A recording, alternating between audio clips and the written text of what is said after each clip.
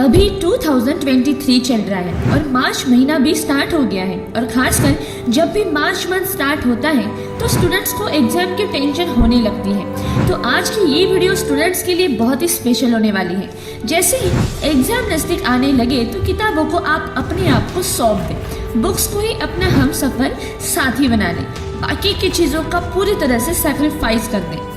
सुबह में 4 बजे से 6 या 7 बजे के बीच में पढ़ने के लिए बैठ जाए और शाम को 7 PM से 9 PM के बीच में पढ़ने बैठ जाए। दिन भर भी आप उतना नहीं याद कर पाओगे जितना कि आप इस टाइम पे करोगे। तो मैं 100% गारंटी के साथ बोल सकती हूँ कि आप इस टाइम में जितना पढ़ोगे वो सब याद रहेगा। आपको अगर ट्रस्ट ना हो तो ट्राई करके देख लीजिएगा। 50% लोग लक्ष्य का निर्धारण तो कर लेते हैं पर उसे पूरा नहीं कर पाते हैं और उन 50% में आप और मैं भी हूँ। हम अपने गोल डिसाइड तो कर लेते हैं कि मुझे क्या करना है, पर उन 50% लोगों में से सिर्फ 5% लोग ही अपने गोल को पा लेते हैं। ऐसा इसलिए होता है कि जैसे ही हम अपने लक्ष्य प्राप्ति की ओर कदम बढ़ाते हैं तभी कोई ना कोई समस्या हो जाती है और हम हार मान लेते हैं।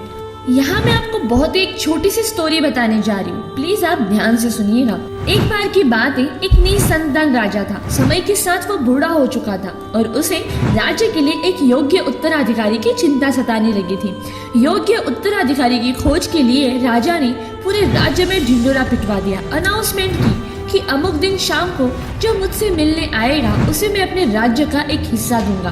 राजा के इस निर्णय से राज्य के प्रधानमंत्री काफी चिंतित हुए। उन्होंने महाराज से कहा, महाराज आपसे मिलने तो बहुत से लोग आएंगे और यदि सभी को उनका भाग देंगे तो राज्य के तो टुकड़े टुकड़े हो जाएंगे।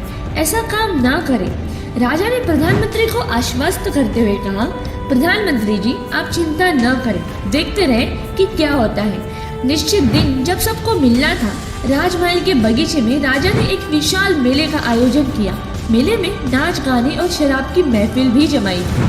खाने के लिए अनेक स्वादिष्ट पदार्थ थे। मेले में कई खेल भी हो रहे थे जिसके कारण राजा से मिलने आने वाले कितने ही लोग नाच गाने में अटक गए, कितने ही आश्चर्यजनक खेलों में बिजी हो गए तथा कितने ही खाने पीने घूमने फिरने के आनंद में डूब गए। इस शाम का समय बीतने लगा पर इन सभी के बीच एक व्यक्ति ऐसा भी था जिसने किसी चीज की तरफ देखा भी नहीं, क्योंकि उसके मन में एक ध्येय था, एक लक्ष्य था कि उसे राजा से मिलना ही है उसी टाइम पे जो टाइम फिक्स किया है।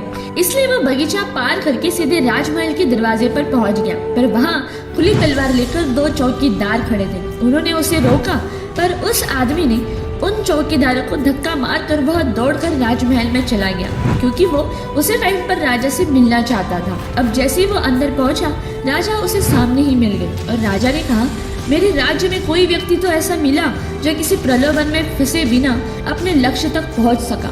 तुम्हें मैं आधा नहीं पूरा राजपाट दूंगा, तुम ही मेरे उत्तराधिकारी बनोगे।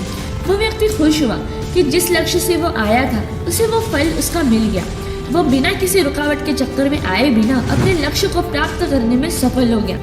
ये शब्द दृढ़ संकल्प की गहराई को समझने वाला व्यक्ति अपनी मनचाही लक्ष्य को प्राप्त करने की क्षमता रखता है और वो पा भी लेता है। ठीक उस व्यक्ति की तरह जिंदगी खेलती भी उसी के साथ है जो खिलाड़ी बेहतरीन होता है। दर्द सबकी एक से है मगर हौसले सबके अलग अलग है। कोई हताश होकर बिखर जाता है तो कोई संघर्ष करके निखर जाता है। इस कहानी की सीख यही मिलती है कि अगर हमने ठान ली कि हमें ये चीज करनी है तो आजू बाजू आपको कुछ भी अच्छा दिखे, कुछ भी, उस पर आपको भटकना नहीं है। आपको सिर्फ और सिर्फ अपने लक्ष्य पर नजर रखनी है। जैसे अभी परीक्षा आ रही है, एग्जाम आ रही है, स्टूडेंट्स को सिर्फ पढ़ाई करनी है और अच्छे नंबर्स लाने हैं, कुछ कर दिखाना है फैमिली को, पूरे समाज को, पूरी दुनिया को। तो आपको दृढ़ संकल्प लेना है कि आपको अच्छे नंबर्स लाने ही लाने हैं। तो वीडियो अगर अच्छी लगी तो please like, share and subscribe जरूर कीजिएगा। जय हिंद।